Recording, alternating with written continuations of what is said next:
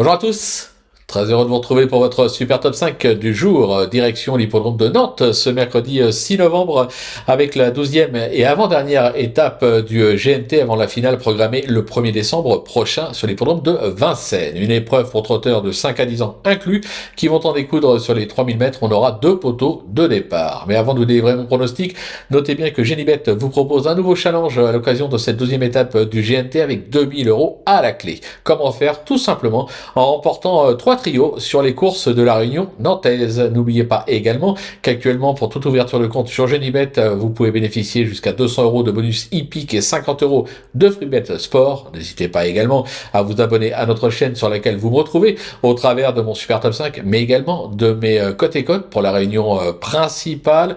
Wow, likez votre émission, ça fait toujours plaisir. Quant à Flo Gautreau, vous savez le retrouver direction les réseaux sociaux.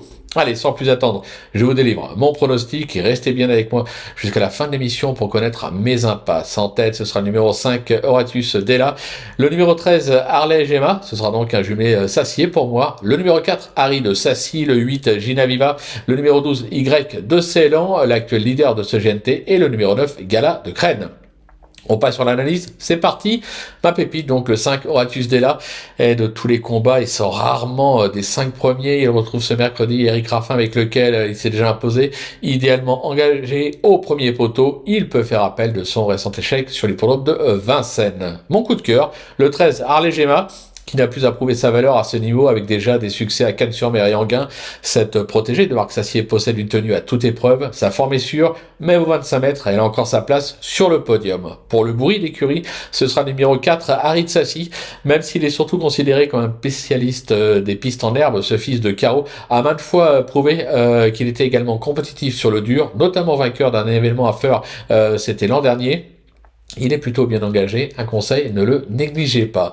Pour me repérer, ce sera le numéro 8, Gino Viva, qui sans être un champion, se protéger de Dominique Lochneux donne toujours le meilleur de lui-même. Sa récente 4e place dans l'étape du GNT à Saint-Galmier atteste sa forme actuelle. Mathieu Abrivard va le découvrir, mais c'est pas un trotteur compliqué, bien engagé au premier poteau, il a sa place à l'arrivée. Mon petit coup de poker, le numéro 12, Y de Ceylan, c'est l'actuel leader de ce GNT avec des succès enregistrés à Cordemais, Laval et Bordeaux. Alors oui, se protéger de Christophe Jariel a franchement déçu lors des étapes du Mans et de Cherbourg, mais il a depuis repris un petit peu de fraîcheur. Je pense qu'il est capable de refaire parler du mercredi et même de s'imposer. Ma petite trouvaille, ce sera le 9, Gala de Crène, qui s'est surtout produit sur l'herbe ces derniers temps, mais sa récente 2e place enregistrée à la Capelle prouve sa compétitivité sur le dur. Sur sa lancée, il bénéficie d'un bel engagement à la limite du recul. De nouveau pieds nus, je trouve qu'il mérite un certain crédit.